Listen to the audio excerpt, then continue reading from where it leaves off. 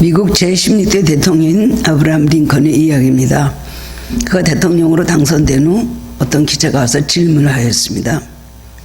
오늘의 성공의 비결이 무엇입니까? 라고 물었을 때 링컨은 이렇게 대답을 하였습니다. 그것은 내가 남보다 수많은 실패를 겪었기 때문이지요. 그 말을 듣고 그 기자는 의아해했습니다. 링컨은 계속해서 말하기를, 내가 실패할 때마다 사탄은 나에게 와서 너는 이제 끝이다, 너는 더 이상 일어설 수 없다 라고 나에게 와서 속삭였습니다. 그런데 하나님께서는 너는 이번에 이 큰 실패를 거울 삼아 더 큰 일에 도전하라 라고 저를 격려하셨습니다. 저는 사탄의 속삭임에 귀를 기울이지 않고 하나님의 음성에 늘 귀를 기울였습니다. 이것이 나의 성경의 비결입니다. 이렇게 말을 했다고 합니다.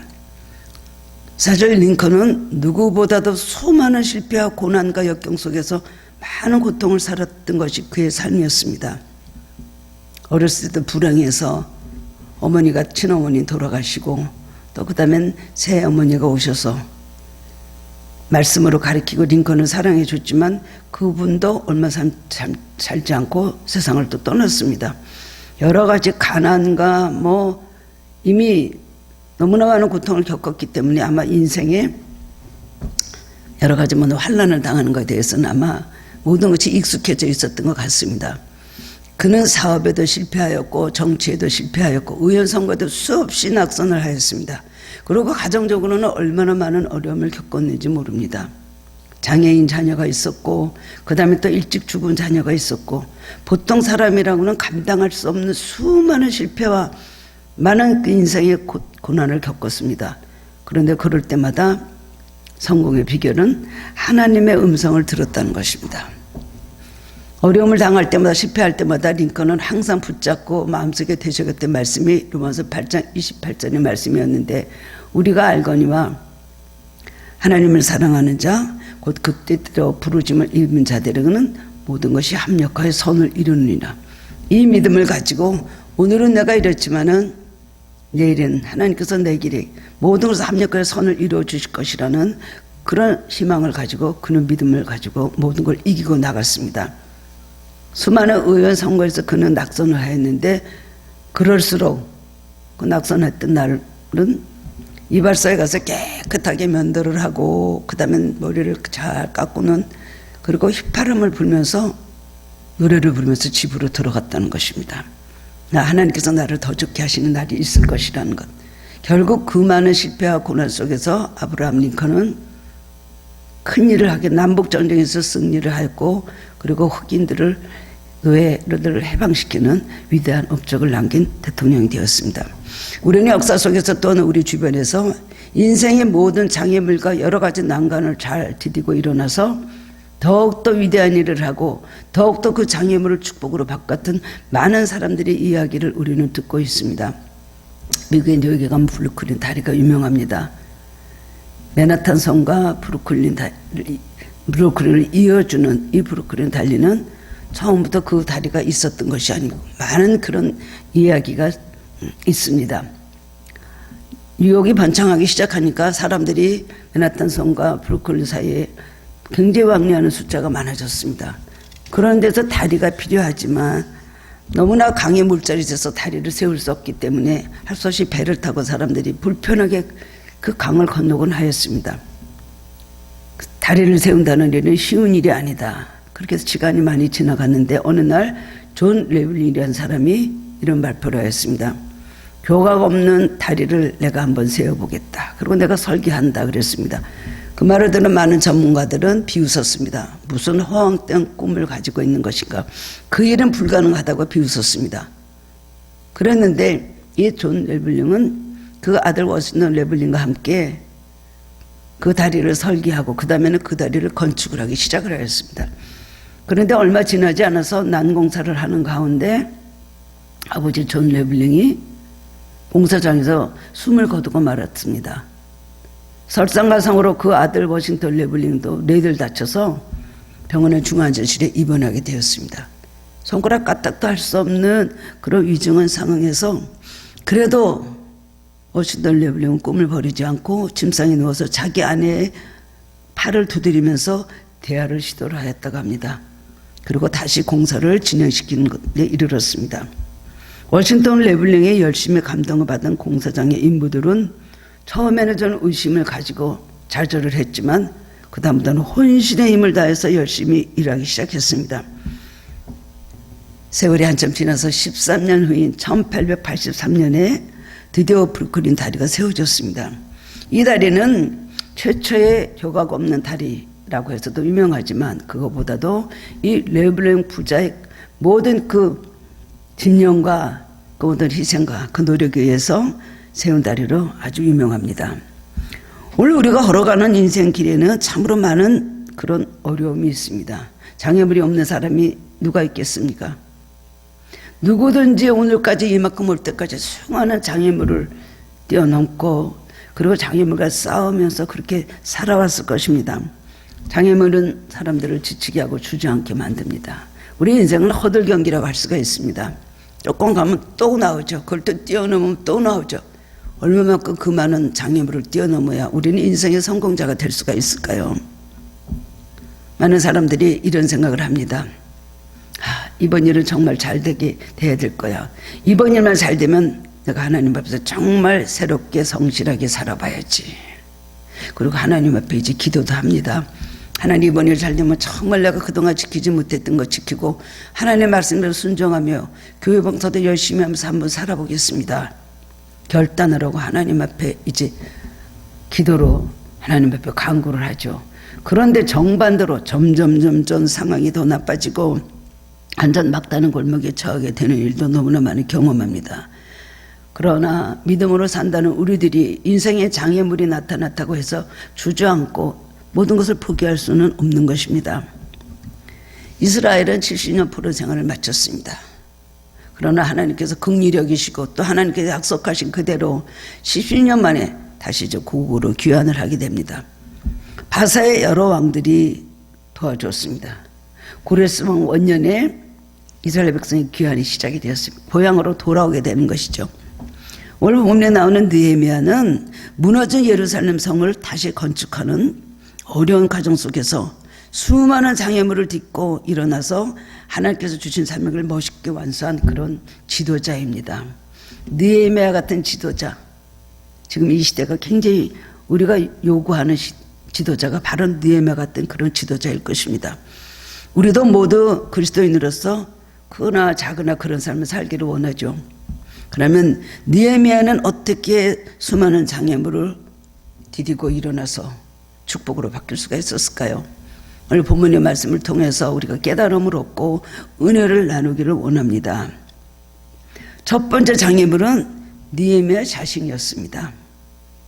그렇습니다. 우리 흔히들 사람들은 우리가 처해 있는 모든 열악한 환경 조건보다 더 우리를 힘들게 하고 우리를 앞으로 나아가지 못하게 하는 것은 뭡니까? 자기 포기하려는, 더 이상 할 수 없다는 절망하는 자기 자신, 이것 때문에 어떤 일을 성취하실 때가 더 많이, 성취하지 못할 때가 더 많이 있습니다. 자기가 자기 자신을 오히려 실패로 이끄는 가장 큰 요인이 되는 것입니다. 많은 사람들이 이런 말을 하죠. 높은 산을 정복을 하거나 아니면 큰 어려운 무슨 그런 일들을, 고난을 이기고 그 다음에 그 일을 이루거나, 특별히 전국의 수능 시험 칠 때 전국에서 수석하는 학생들에게 물어봅니다. 가장 힘들었던 것이 무엇일까요? 공부하는데 가장 어려운 일이 없었습니까? 그럼 뭐라 그래요? 제 자신이었습니다. 다른 것은 힘든 것이 없었는데 제 자신이었습니다. 자기 자신이 너는 할 수 있다, 너는 할 수 없다. 그런 매일매일 두 자아가 속에서 싸움을 하면서 너는 할 수 있다, 너는 할 수 없다. 그것 때문에 갈등을 느끼고 그것 때문에 싸우면서 그 목표를 성취하지 못하는 경우가 많이 있는 것을, 그들이 그 말하는 것을 들으면서 우리는 알 수가 있습니다. 가장 중요한 것은 내 속에 있는 자기 자신입니다. 나를 앞으로 나아가게 하느냐, 나를 주저앉게 하느냐.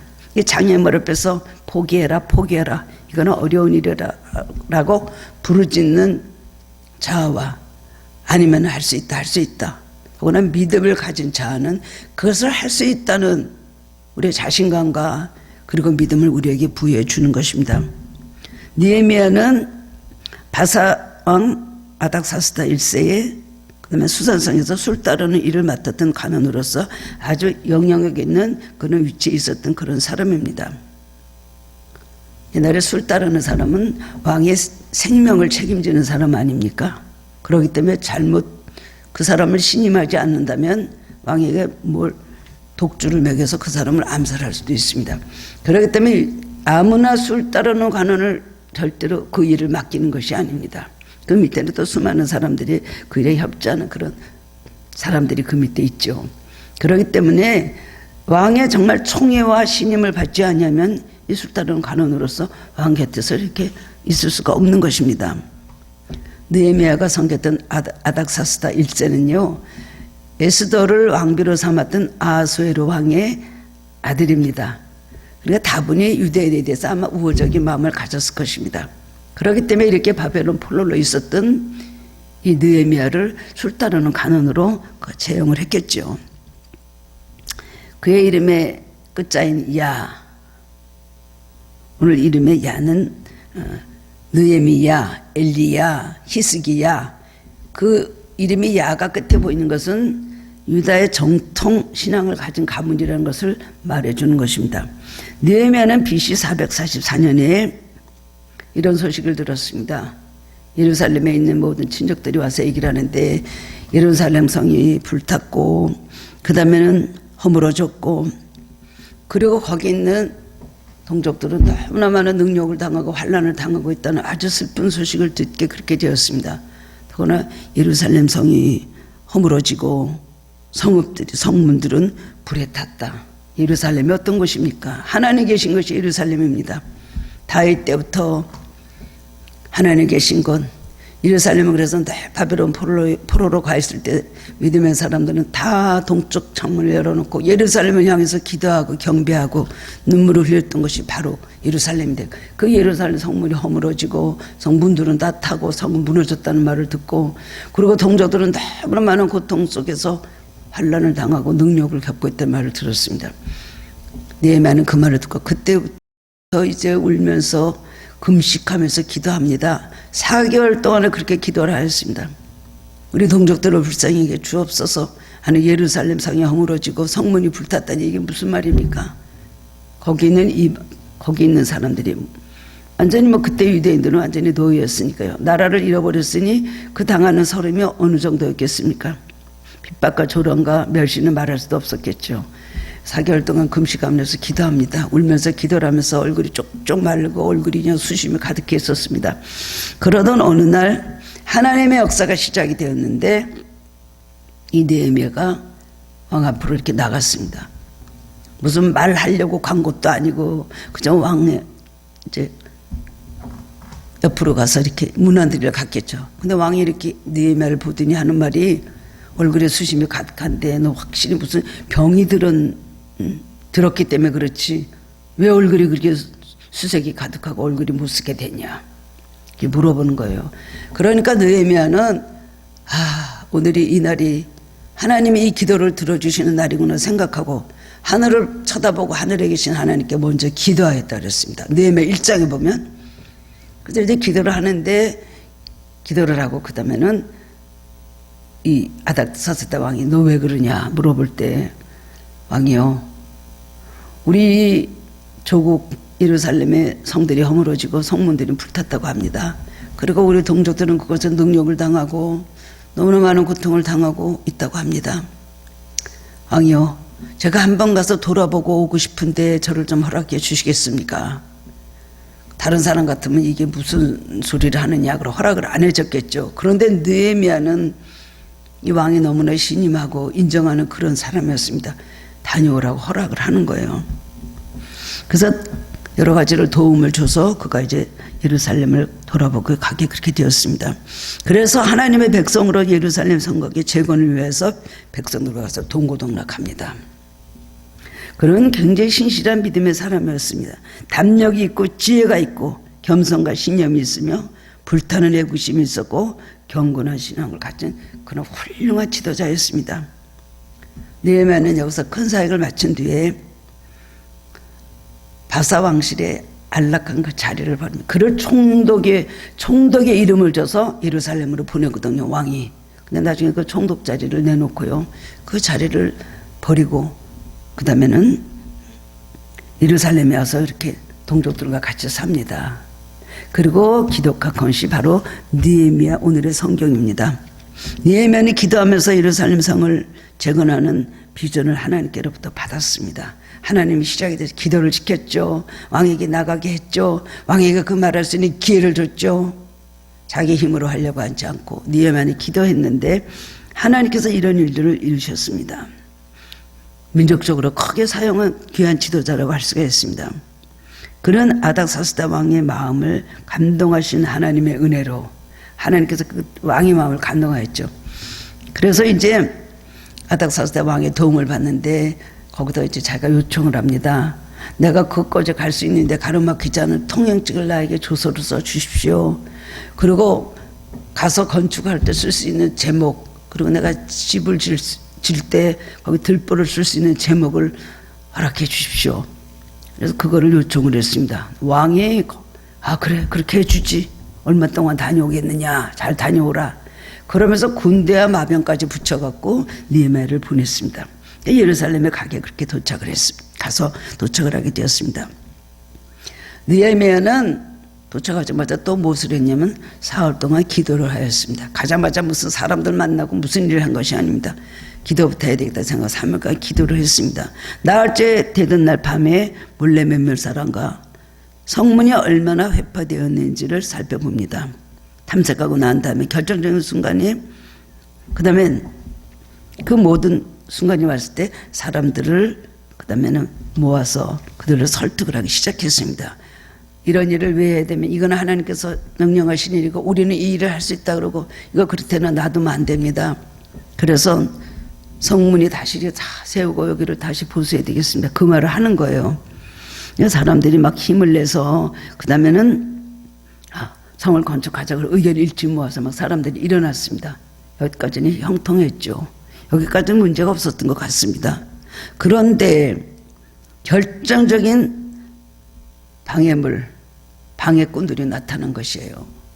산발랏이라는 사람과 그 다음에는 또 도비아라는 사람과 게셈이라는 사람이 나타났습니다. 이 사람들은 유대인이 아닙니다. 호른 사람 또 그 다음에 다른 그런 종족들입니다. 이들은 이제껏 예루살렘 성을 다시 쌓지 못하도록 방해했던 사람들이었고 이스라엘을 괴롭히는 사람, 바로 악한 적이었습니다. 느헤미야가 오니까 그 사람들이 말하기를 이스라엘을 다시 흥행하게 하는 사람들이 왔다.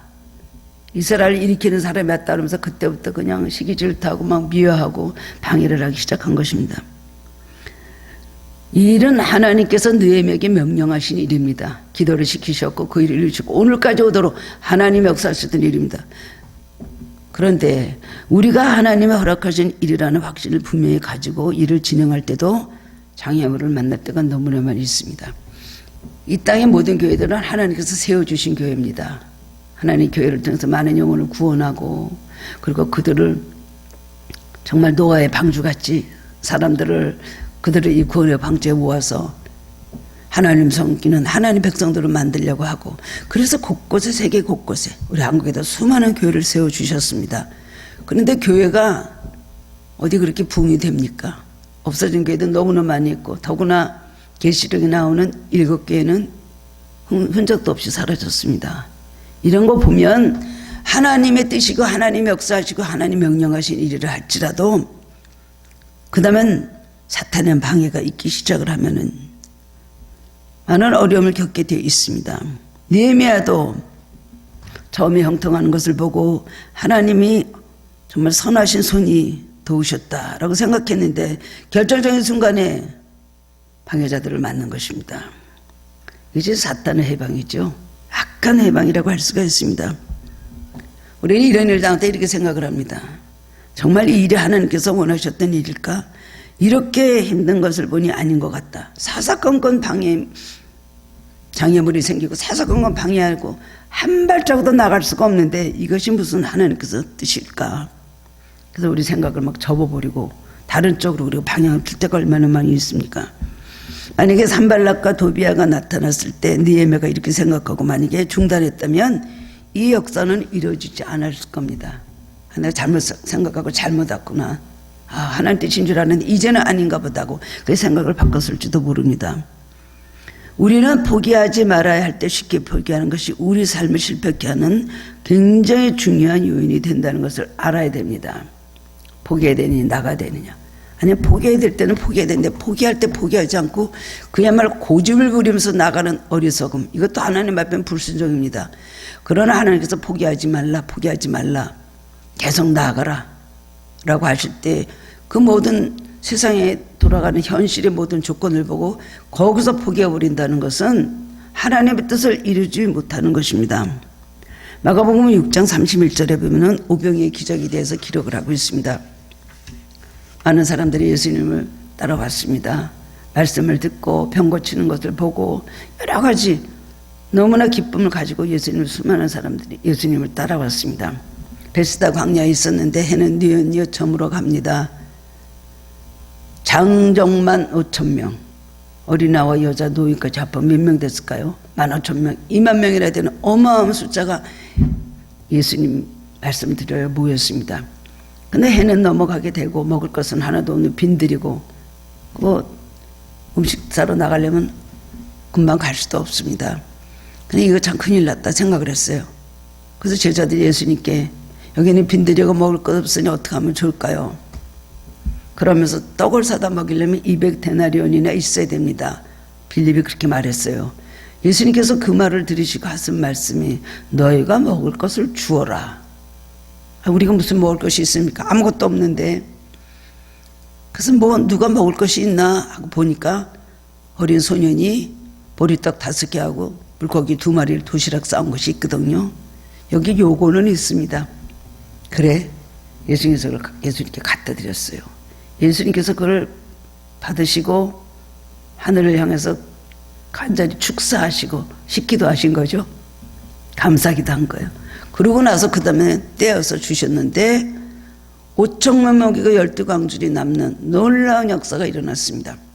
그 광경을 보고 사람들은 막 예수님의 임금 삼으려고 막 흥분을 한 거예요. 예수님은 저런 분이 임금이 되면은 우리는 가난을 벗어날 수 있겠지. 매일 저렇게 떡을 만들어 주시니 얼마나 잘 사는 나라가 될 수 있을까. 막 예수님 잡아서 임금 삼으려고 했습니다.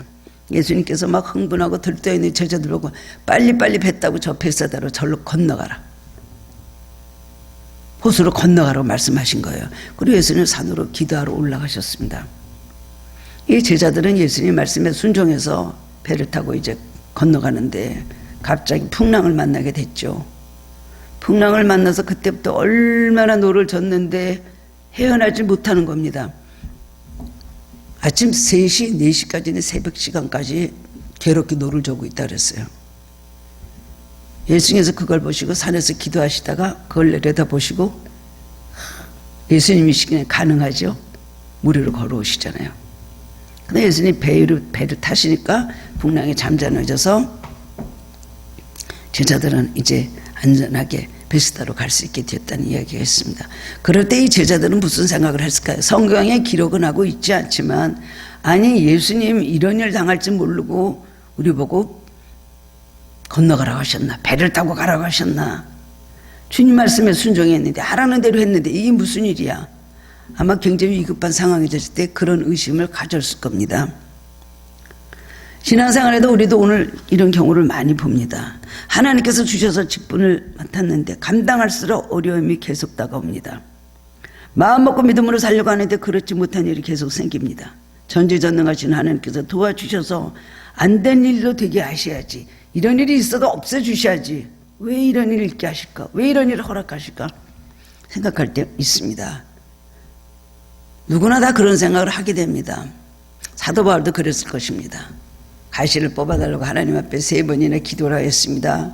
3번씩 기도하듯이 한 것이 아니라 작정 기도를 했던가 금식을 했던가 이 문제를 해결을 받으려고 하나님 앞에 간절히 기도했습니다. 하나님, 내가 이 가시가 없으면 이 몸의 건강이 좋으면 나에게 안질이든 간질이든 하여튼 2가지 병이 있었다고 하는데요. 이 병을 좀 없애주시면 내가 하나님을 얼마나 잘할 수가 있겠습니까? 하나님을 다 많은 일을 수많은 사람들이 기다리는데 가서 복음 전하고 병 고치고 주의 복음을 전할 것입니다. 멀리 제가 멀리 건강한 몸을 가지고 땅끝까지 복음을 전하겠습니다. 그런 기도를 했겠죠. 하나님께서 뭐라 거절하셨잖아요. 내 은혜가 내게 족하도다.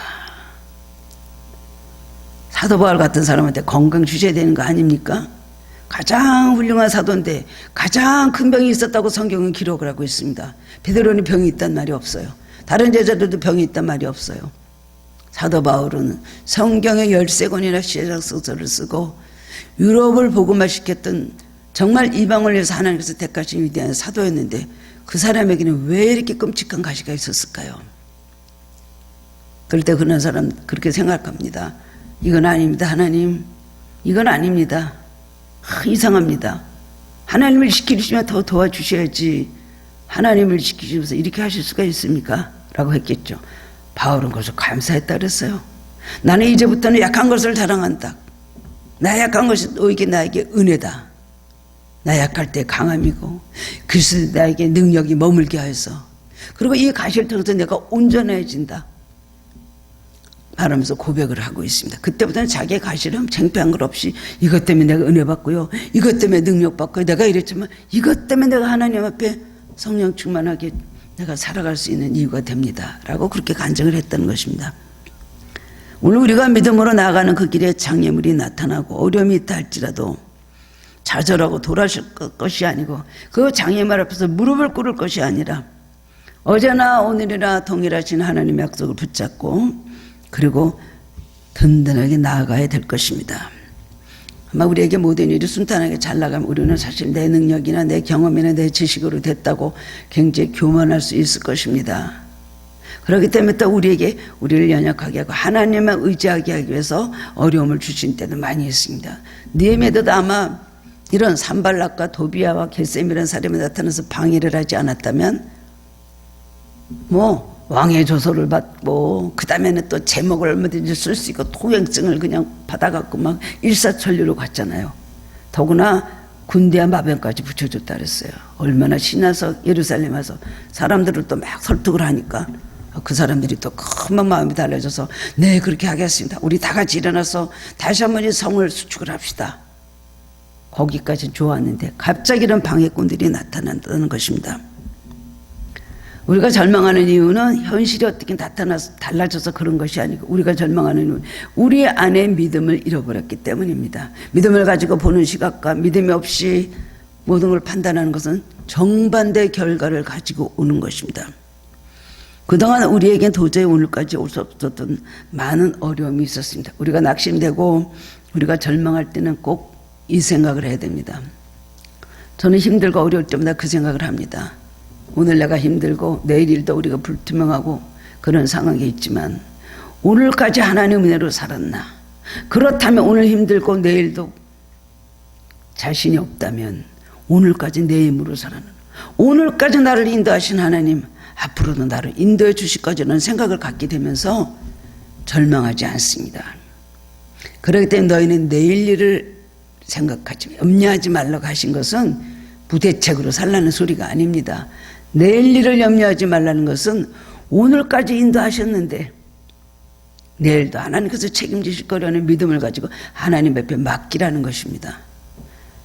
돌아보면 그렇습니다. 정말 1년 1년 우리가 돌아보고 올해도 이제 한 2달 하고 조금 더 있으면 2021년도도 이제 우리가 마감을 하게 되는데 정말 우리가 성구영식 예배 드리면서 하나님 앞에 감사하는 것은 몸도 마음도 연약하나 새 힘 받아 살았네. 우리가 살아있을 걸 살아있습니까?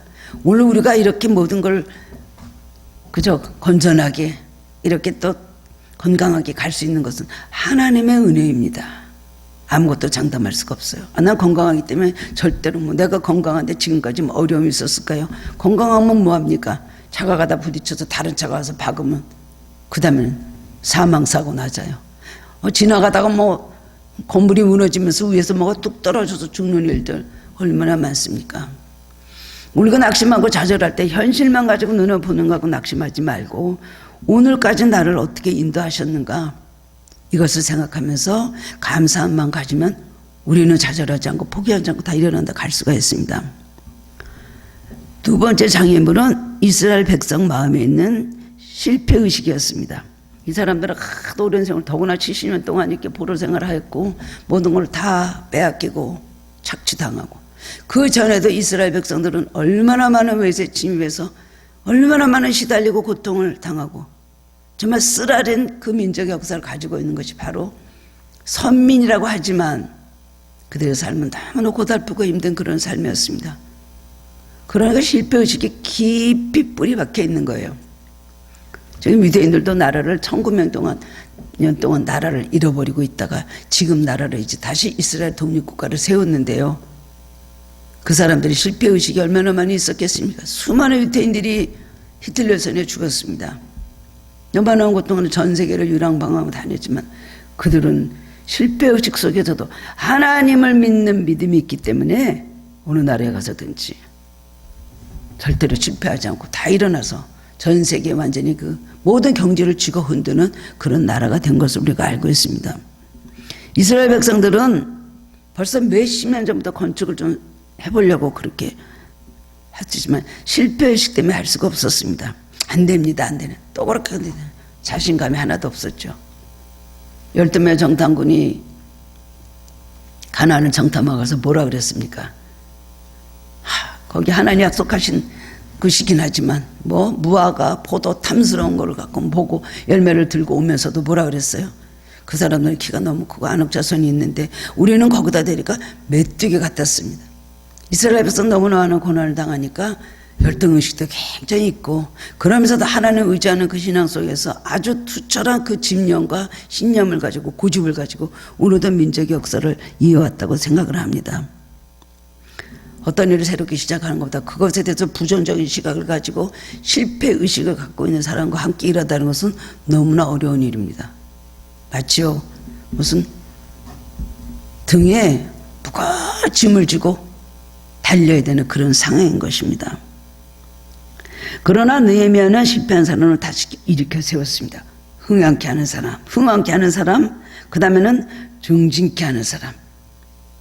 하나님의 영이 그를 붙잡고 성령을 충만하니까 이거는 하나님 확실히 원하신 일입니다 하고 사람들을 설득하기 시작했다는 것입니다. 그의 말에 힘이 있었죠. 사람들은 설득이 시작을 했습니다. 보면 2장 18절 말씀 보면 또 그들에게 하나님의 선한 손이 나를 도우신 일과 왕이 내게 이른 말씀을 전하였더니 그들이 말이 일어나 건축하자 하고 모두 힘을 내어 이 선한 일을 하려 하매라고 합니다. 그리고 간증을 합니다. 내가 여기 어떻게 오게 된 줄 알아요? 내가 왕에게 여기서 말하니까 왕이 나한테 갔다 오라 그러고 통영증을 주고 제목을 쓸 수 있게 해주고 그리고 군대 마병까지 물어서 내가 여기까지 이렇게 왔습니다.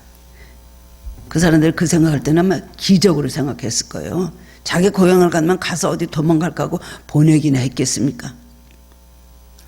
이 말을 또 이 일을 하나님께서 명하셨고 하나님의 선한 손이 이걸 돕기 때문에 여기까지 온 것 아시지 않습니까? 사람들이 그렇게 간증을 하였습니다. 우리에게 당한 고난보다 어려움보다 더욱더 우리를 실패케 하는 것은 뭘까요? 우리 안에 있는 고독감, 아무도 나를 도울 자가 없다는 외로움입니다. 고독감과 외로움 나를 얼마나 좌절하게 하는지 모릅니다. 믿음을 다 깎아버리고 좀 먹어버립니다. 아무도 도울 자가 없다. 물론 사람은 현실적으로 나를 도울 자가 없다 할지라도 하나님이 나와 함께 하신다는 것, 나는 혼자가 아니라는 믿음이 있으면 불가능 앞에서도 절대로 좌절하지 않게 그렇게 되는 것입니다. 우리를 다시 일으키는 힘은 누구인가? 하나님이시다. 다윗도 그랬습니다. 나의 힘이 되신 여호와여, 내가 주를 사랑하나이다. 우리의 힘이 무엇입니까? 세상을 바라보고 세상에서 얻는 힘을 갖고 내가 의지하고 살려고 하니까 그 힘이 없어지면 그 다음에 좌절하게 되면 힘을 못 쓰는 거예요. 무로징어 같이 돼버리는 거예요. 돈이 많은 사람, 돈만 의지해서 나는 이렇게 모아서 이럴 때는 이렇게 살아보겠다 하는 사람들이 그 돈이 싹 없어져 보십시오.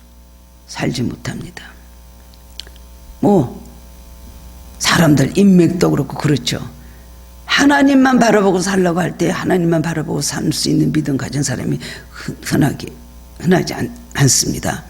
그러니까는 하나님 나와 함께 하시고 하나님께서 일을 명하셨고 하나님의 일을 도와주신다는 건 우리가 이 믿음 가지고 있으면은 불가능한 것 앞에서도 자신감을 가질 수가 있는 것입니다. 그리고 다시 일어날 수 있는 것입니다. 은혜라는 건 뭘까요? 혼자인 줄 알았는데 하나님 나와 함께 하신다는 것, 그걸 깨닫는 것이 바로 은혜입니다. 예배를 통해서 하나님의 임재를 체험하는 건 말씀이 살아서 가슴속에서 움직이고 삶을 변화시키는 그런 능력을 체험하는 것이 바로 은혜입니다. 하나님 나와 함께 하신다는 걸 알게 됩니다. 하나님 나를 어떻게 도와주셨다는 걸 깨닫는 것이 은혜입니다. 앞으로도 하나님께서 함께 하실 것을 믿는 것이 바로 은혜인 것입니다. 느헤미야는 하나님이 우리를 도와주십니다. 그래서 이 건축하는 일이 하나님께서 명령하신 일이고 반드시 그래서 하나님께서 이루어주실 것을 사람에게 말합니다. 사람들은 그 말에 설득이 되고 믿음을 가지고 용기를 가지게 되었습니다. 17절 말씀 보면 후에 그들에게 이르기를 우리가 당한 곤경은 너희도 보고 있는 바라. 예루살렘이 황폐하고 성문이 불탔으니 자 예루살렘 성을 건축하여 다시 수치를 당하지 말자고 말합니다. 이거는 이스라엘의 어떤 현실이라는 걸 그들에게 깨우쳐주는 말입니다. 너무나 실패의식에 오래된 사람들, 그런 사람들은요 자기의 어떤 형편이 어떤지 거기에 대해서는 무감각합니다. 자기가 살아있는 건지 죽어있는 건지 앞으로 어떻게 될 거지 아무 생각도 하지도 못해요. 애굽에서 있던 이스라엘 백성이 노예 생활을 430년 하면서도 그것이 잘 사는 건 줄 알았습니다. 그런데 오늘 느헤미야가 말해 우리 형편이 어떤 형편, 얼마나 비참한가. 우리는 이 황폐된 이것을 이렇게 살지 말고 다시 일어나야 되겠다. 현실을 직시하게 만드는 것이에요. 예루살렘에 황폐하고 성문이 불탔으니 예루살렘 성을 건축하자. 우리가 은혜 받는 것 중에 또 하나는 내 형편과 내 처지를 아는 것입니다. 그리스도인들은 자기 성찰이 있어야 되고 자기 탄식이 있어야 되고 자기 현실을 자기가 깨닫는 그런 눈이 있어야 됩니다. 탄식이 있어야 됩니다. 아, 내가 연약한 사람이구나. 나는 죄인이구나. 나는 정말 부족한 인간이구나. 하나님 의지하자. 하나님께 도움을 청해야 되겠다. 이대로는 안 된다. 이런 마음의 어떤 성질이 있어야 되는 것입니다. 교인들 중에 가끔 예배 끝나고 나갈 때 또 어떨 때 뵈면은 그렇게 말씀하신 가장들이 있습니다. 오늘 설교 말씀은 완전 제 말씀이었습니다. 우리 아내가 와서 목사님께 제 얘기를 어지간히 하는군요. 사실 그렇지 않잖아요. 그렇지만 그렇습니다 안 그렇습니다를 말하기 전에 그 말을 듣고 저 사람이 목사님이 말씀하시는 저 예를 들었던 저 사람이 바로 나구나. 이것을 깨닫는 것이 바로 은혜라는 것입니다. 자신을 보는 것. 스스로를 바라보면 다 의롭게 보이지만 하나님 말씀에 비추면 의로운 사람이 없습니다. 하나님 말씀에 비추면 자기가 의롭지 않고 죄인이라서 깨닫게 되는 것입니다. 말씀은 오늘 우리 신앙 양성을 찔러서 우리가 마땅히 살아야 할 모습을 깨닫게 해줍니다. 어떤 분들은 성경 말씀을 놓고 굉장히 토를 달고 따지고 그야말로 비판을 합니다. 이 말씀이 이래서 틀렸고 저 말씀이 이랬고 거기는 그렇게 말하고 여기는 이렇게 말하고 얼마나 그런 분들이 신앙이 없는 분들 저 밖에서 가끔 보면 그런 분들이 있습니다. 우리는 성경을 받기 위해서 예수를 믿는 것이 아니라 성경 앞에서 내가 바꿔지기 위해서 예수를 믿는 사람들입니다. 또 어떤 분들은 성경을 바꾸려고 그래요. 아, 그거는 거기서 삭제가 돼야 됩니다. 아, 그것은 좀 이상한 말입니다. 그리고 어떤 분은 사도 바울을 신약에 그래서 사도 바울이 쓴 거에 대해서는 막 사도 바울을 굉장히 비판하는 사람들이 있어요. 아, 그러면서 그건 옳지 않은 건데 그 제자들이 사도 바울 자기 선생을 피하기 위해서 성경을 그렇게 썼다. 이렇게 말하는 사람들이 있습니다. 우리는 말씀 앞에서 교만하지 말아야 됩니다. 말씀을 붙잡고 말씀이 나를 흥황케 하고 말씀이 나를 일으킨다는 걸 알고 말씀을 붙잡아야 된다는 것입니다. 마지막으로 세 번째는 마지막 장애물은 뭘까요? 가장 큰 장애물은 대적하는 그런 사람들이었습니다. 구체적으로 방해한 세력들, 하나님의 예루살렘 성을 허물어진 성을 다시 세우고 성무들이 불탄 것을 다시 건축하는 일에 반대했던 정말 그런 세력들이었습니다. 마지막 세력들이 악한 마귀 세력들이었다는 걸 알 수가 있습니다. 오늘 우리 삶에도 다 모든 일이 형통하게 왔는데 마지막에 와서 그냥 사탄들이 들고 일어나서 그 일을 못하게 하는 경우를 많이 봅니다. 우리가 영적으로 하나님의 무너진 성을 건축하고 그 다음에 불탄 성문들을 다시 세우려고 하는데 그것을 방해하고 쓰러뜨리는 마귀들이 얼마나 역사랍니까? 기도의 성을 무너뜨립니다. 말씀의 성을 무너뜨립니다. 사랑의 성을 무너뜨립니다. 비전의 성을 무너뜨립니다. 우리들 성, 기도가 무너지고 말씀이 무너지고 그 다음에 우리들 사랑이 다 식고 그 다음에 우리들에게 꿈이 다 없어질 때에 그것을 다시 한번 정신을 차리고 그 성을 수축하려고 하네요. 그걸 못하게 합니다. 기도를 못하게 방해합니다. 말씀을 못 읽게 합니다. 말씀을 들어도 아무런 마음속에 감동이나 은혜가 없습니다. 그 다음에는 비전을 가진 꿈을 사장시켜버리면 그건 안 이뤄질 꿈이다. 없애버려. 애시당초 꿈을 버려. 사랑의 마음도 다 없어지게 하기 때문에 우리를 영혼을 메마르게 하고 무기력하게 만드는 것이죠. 영적 세계를 모르면 그렇게 됩니다. 우리의 신앙이라는 것은 이론이나 지식이나 어떤 그런 교양이나 철학이 아닙니다. 우리 신앙이라는 것은 영적인 힘입니다. 그렇기 때문에 우리가 영적 세계를 모르고 예수를 믿는다면 실패할 수밖에 없습니다. 우리는 기도를 하면서 그 다음에 영적 우리를 허물어뜨리는 이 세력들하고 싸워야 되는 것입니다. 영적으로 돌아가는 걸 우리가 기도하면서 봐야 돼요. 영적으로 지금 어떤 변화가 일어나고 있는가. 눈에 보이지 않지만 사탄이 움직이는 것들, 어떻게 역사하는 것들을 그림자라도 우리는 볼 수가 있어야 되는 것입니다. 그런데 영적이지 않은 분들은 그걸 모르니까 그냥 보이는 현실만 갖고 판단하고 이것이 되는 일이다, 안 되는 일이다, 또다시 이렇게 나빠지면 이것은 포기해야 될 일이라 그렇게 속단을 하게 그렇게 된다는 것입니다. 우리가 좌절하고 우리가 포기할 수 있는 그런 상황에 올 때는 우리는 무슨 자리부터 잃어버립니까? 기도의 자리부터 잃어버립니다. 악심하고 좌절하니까 기도가 안 됩니다. 믿음이 없기 때문에 기도하고 싶은 마음과 또한 기도의 능력이 없는 것입니다. 마귀는 기도의 자리를 빼앗아갑니다. 그리고 말씀 보는 자리도 빼앗아갑니다. 감정이 자리 잡고 마음속에 그냥 슬픔과 그 다음에 좌절과 원망과 불평으로 가득 차 있기 때문에 감정의 자리가 기도의 자리를 대신하고 내 욕심의 자리가 기도의 자리, 말씀의 자리를 또 대신하게 되는 것입니다. 내 경험으로 만들어진 자아가 하나님 앞에서 내 겸손한 자리를 대신합니다.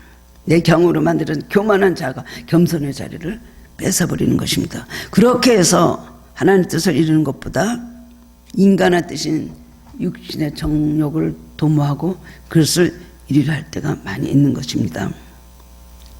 기도와 말씀으로 무장하지 않는 사람은 어둠의 영의 통로가 될 수밖에 없습니다. 기도와 말씀의 자리를 다시 회복해야 되는 것입니다. 느헤미야는 처음부터 끝까지 기도의 자리를 놓치지 않았습니다. 항상 그 자리를 지켰습니다. 그리고 느헤미야가 이렇게 예루살렘에 와서 무너진 성을 수축하고 성문을 다시 또 건축하는 것은 뭐예요? 기도로 시작한 일입니다. 결국 느헤미야의 리더십은 영적인 힘에서 나왔다는 것을 우리는 깨달을 수가 있습니다. 자기가 갖고 있는 힘보다 더 많은 힘을 가지고 결국 그 다음에는 학사 에스라가 또 왔거든요. 학사 에스라가 와서 같이 이스라엘 사람들이 유대인들이 신앙을 돈독하게 하고 말씀으로 무장하고 영적인 큰 개혁이 일어났던 것을 우리가 알 수가 있습니다. 믿음으로 걸어가는 길에도 많은 방해가 있지만 어려움을 주었던 장애물이 현실을 딛고 일어서게 만드는 축복이 된다는 것을 잊지 마시기 바랍니다. 이거를 이거는 더 큰 축복이 있겠지. 그래서 작정기도 하고 또 기도 생활할 때 그때부터 더 마귀가 막 머리를 들기 시작을 하거든요. 많은 분들이 아니 기도를 하는데 왜 이렇게 돼요? 어머 무서워요. 기도를 하지 말까 봐요. 괜히 기도를 했나 봐요. 라고 하죠. 그것은 여러분의 기도가 능력이 있다는 증거입니다. 마귀들이 그 다음엔 두려움을 갖게 되고 마귀들이 가만 놔두면 안 되겠다 이런 생각을 하니까 와서 막 그야말로 그냥 찢잡고 하느라고 그냥 여러 가지 사건을 만들어서 기도를 못하게 그렇게 방해를 하는 것입니다. 장애물 앞에 주저앉지 말고 장애물을 디디고 일어서서 축복으로 여러분의 삶을 바꾸는 하늘께 성도님들 되시기를 주님의 이름으로 축원합니다. 사랑해 주님 은혜 감사드립니다. 오늘 느헤미야서를 읽으면서 힘을 얻습니다. 이스라엘 백성이 포로된 생활하면서 그렇게 예루살렘 성이 허물어지고 성문이 불타고 정말 이런 비참한 폐허같이 돼 있는 그 상황 속에서 하나님은 믿음의 사람 느헤미야를 예루살렘에 보내셨습니다. 그대로 두지 않으셨습니다. 수많은 어려움을 이기고 그 다음에 모든 방해하는 사람들을 물리치고 놀라운 일을 이뤘던 것을 성경을 통해서 배우며 하나님 우리도 정말 하나님 앞에 지금 모든 현실이 힘들고 어렵지만 우리에게 그런 힘을 허락해 주셔서 이 삶에 떤 이 세상에 어두운 구조들을 다시 일으키고 새로 수축하는 능력을 허락하여 주옵소서. 하나님은 생명의 하나님, 회복시키시는 하나님, 우리를 소생케 하시는 하나님이신 걸 분명히 믿습니다. 우리 마음에 허물어진 자리가 있나요? 우리 마음에 예루살렘 성이 허물어져 있나요? 기도와 말씀이 식어지고 소망과 기쁨이 식어지고 그리고 주님 앞에서 우리가 가졌던 모든 비전을 버리고 살아가고 있지는 않은지요. 오늘 우리를 다시 한번 일으켜 주시길 원합니다.